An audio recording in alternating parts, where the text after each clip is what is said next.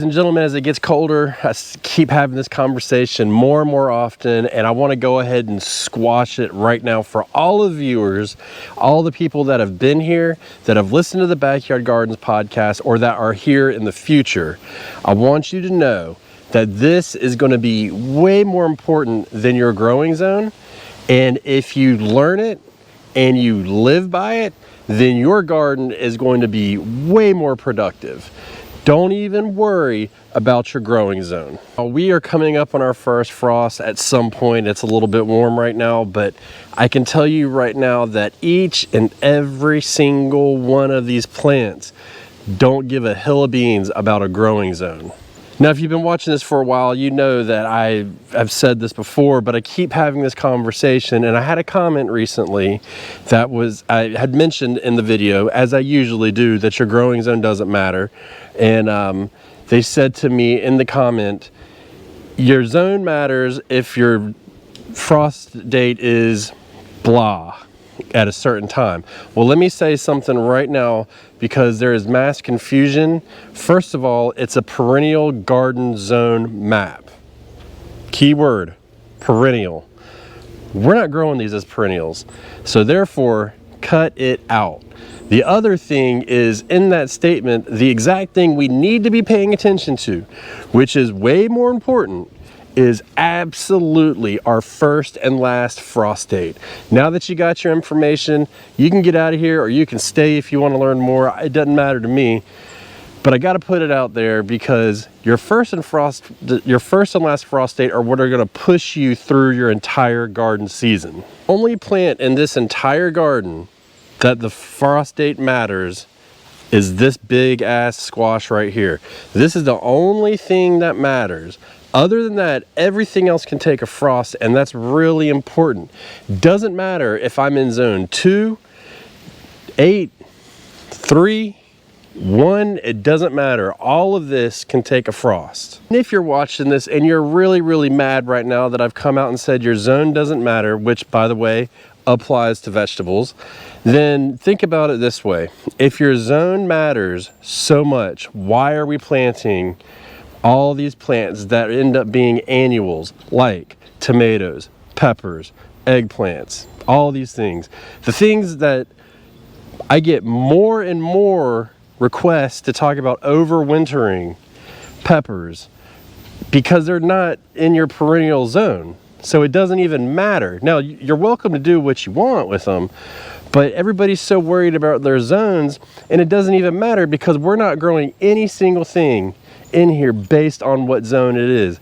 I don't even have a clue what zone these could go to. If I had to guess, and an absolute kill for a zone for, let's say, the cabbage over here. I had to say these cabbages were going to make it through a certain zone with no worries whatsoever, I would have to assume 7A, you know? But again, we're raising this until it gives us a head, and then we don't care anymore. So that zone doesn't even matter. Tomatoes and peppers, it's like zone 10 or 11 that they're perennial. So what does it matter? Now, where it does matter, lavender matters, flowers matter, some trees matter. That's what that map was created for. So everybody's so worried about their zone, when what we really need to be worried about is the amount of growing days we have, which that coincides with your first and last frost date. So our last frost date here is April 5th, and we go all the way to November 5th, and we're not even hitting it this year. That's our growing season. That's when we can plant things that are frost sensitive, and that's all that matters. Everything else is out the window, right? This plant right here doesn't give a shit what you're in. Now let me tell you how it is like this. I can be in zone 5 and my frost date be November 1st. I can be in zone, zone 9, and my frost date could be November 1st. You could be in zone 1 and your frost date be November 1st for your first frost. Now, that doesn't matter. There's nothing on a zone map that tells you what your frost date is. It only tells you the average minimum cold temperature for your area. And the reason why I get so passionate about it is because people look at these zones and then they think, oh, it's all over. And in fact, it's not over. We have a full garden planted and we are days away from our first frost date. We won't hit it, but we are days away from it. And we don't care because this stuff is ready to go. And it's a shame that we've been trained for this zone map to really control us in the way we think about growing our food, not our flowers.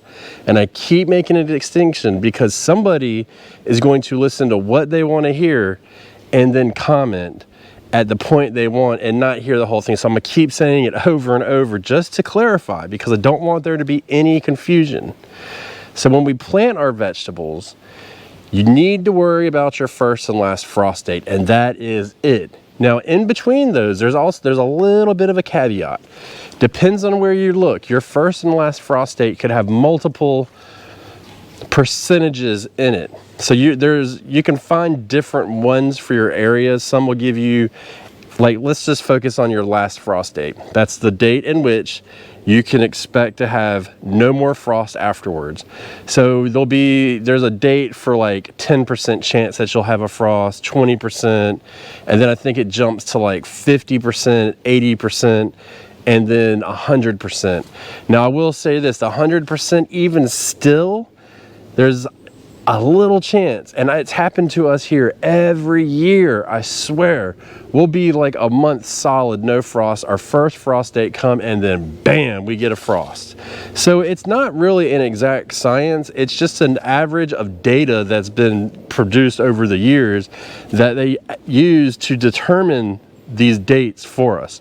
Now that's way more important for you.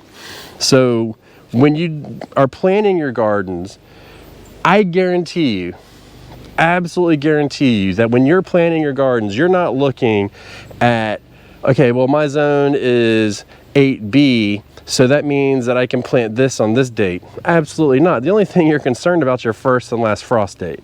And we don't even realize it. That's the thing. It took me years to understand, and having conversations with gardeners and talking about different things that we're growing, and really finally understanding that, like, it doesn't matter if you're in zone 5. It doesn't matter at all. I mean, you can grow broccoli, you can grow Brussels sprouts, you can grow tomatoes, you can grow potatoes, you can grow peppers. What really matters in there is the amount of frost-free days you have in your area. Because if you have 80 frost-free days, you may not be able to grow sweet potatoes.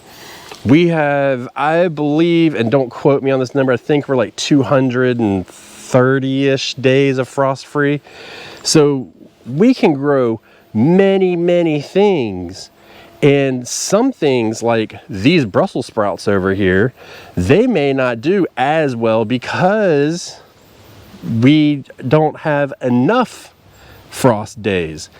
So there is that. I did the video about our garlic, how when we plant our garlic in this bed, we have to trick it and give it a pre-chill period in order to get it to grow the way we want it to, because there is a chance that we won't have enough consecutive chill days below 40 degrees for the garlic to really do what it does. So we can work around it.